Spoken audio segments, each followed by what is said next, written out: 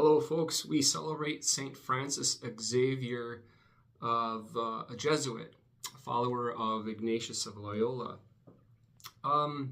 He's one of the greatest missionaries in the church in the 16th century specifically.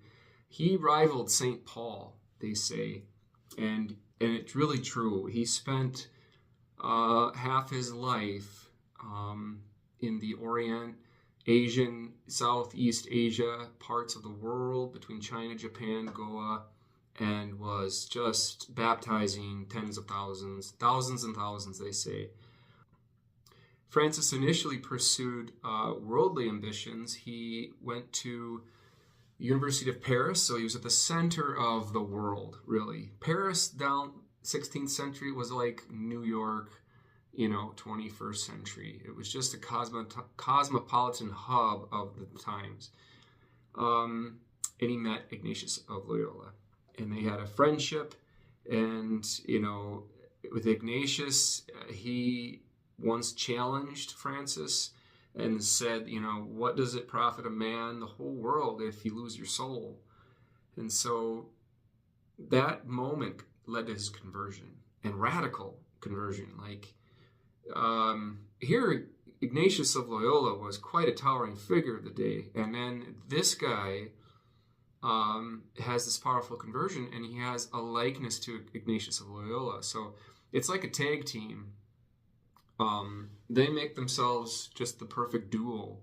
That's why the Jesuits and the Society of Jesus have been so successful for the last 500 years. Especially in education. This conversion marked the beginning of basically his whole life 180, and he went all into priesthood, and then he signed up with Ignatius of Loyola and became a profound missionary. Founding member of the Society of Jesus. Francis then went into missionary mode, and he went from Goa to Japan, to Asia, everywhere on that entire side of the globe. There's detailed records of it, his letters alone.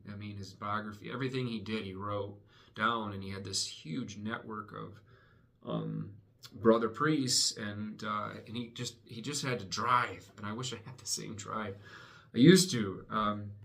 His history is riddled with miracles and healing the sick, raising the dead, possessing the gift of tongues. So all of this missionary work, that's why Paul was so good, because he could speak multiple languages: Aramaic, Greek, Latin, Hebrew, maybe, definitely Hebrew. So 3-4 languages Paul worked, and that's why he could do all the things he was doing.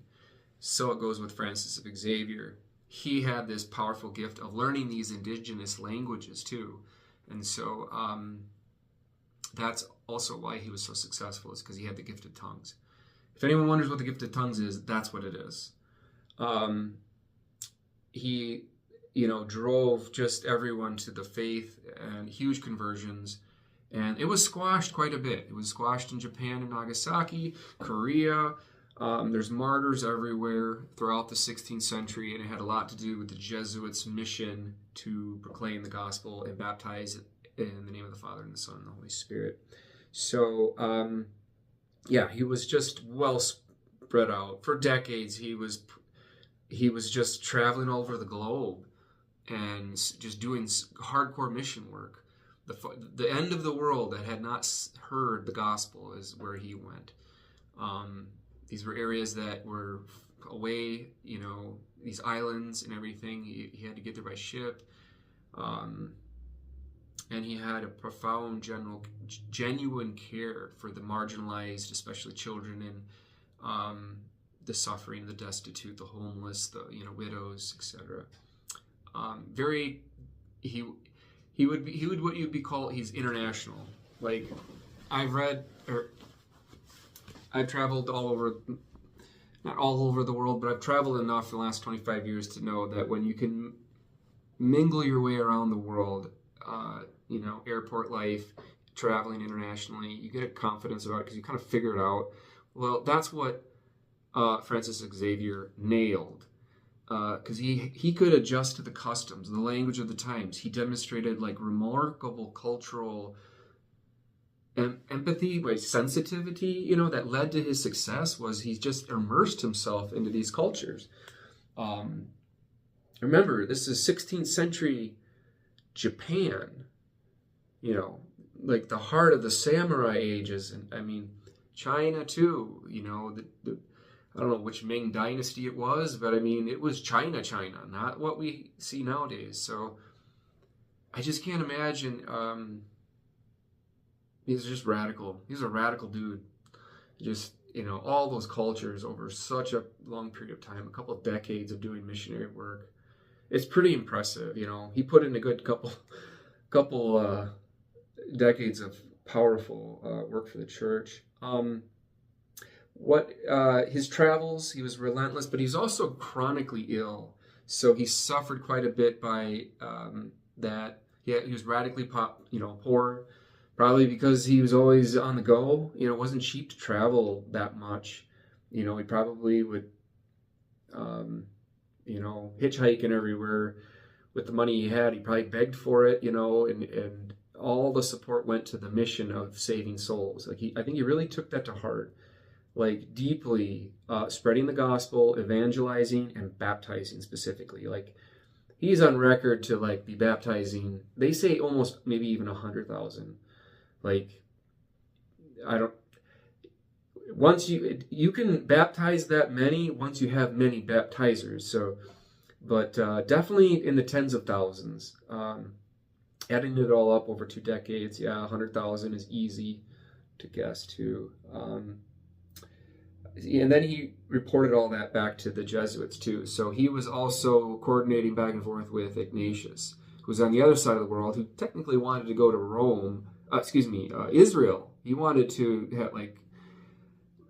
pursue the Crusades, like the Fourth Crusade. I mean, this is like 400, 500 years of Crusades. But that's what I remember reading, that's where he went. But instead, the Lord drew him to form the Society of Jesus. And then his time in the cave, when he was in that solidarity in the cave, his conversion, and he went radical too, like saintly radical, holiness, like level stuff, like when you're like one of the apostles, you're healing people, raising them from the dead. You're a lot of miracles associated with some of these guys, and it's pretty profound. So Francis Xavier, his history was cut short, unfortunately, and he died in 1552 on an island called Sanction.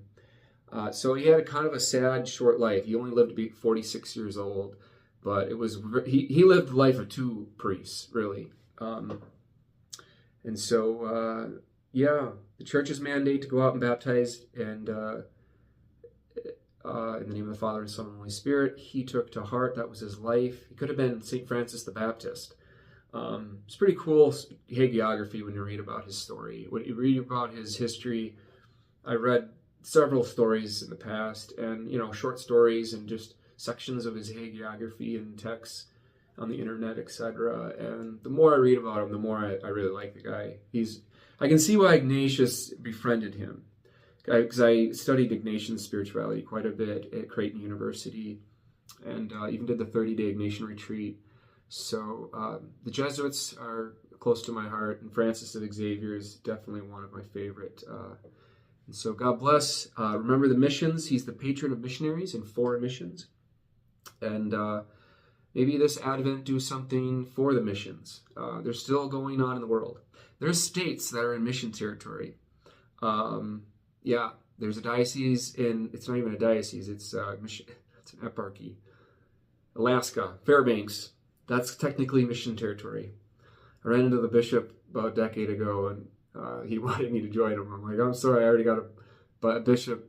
He's already nabbed me, so he was joking. But God bless, and pray for the missions this Advent, especially children. And I'll see you at Mass.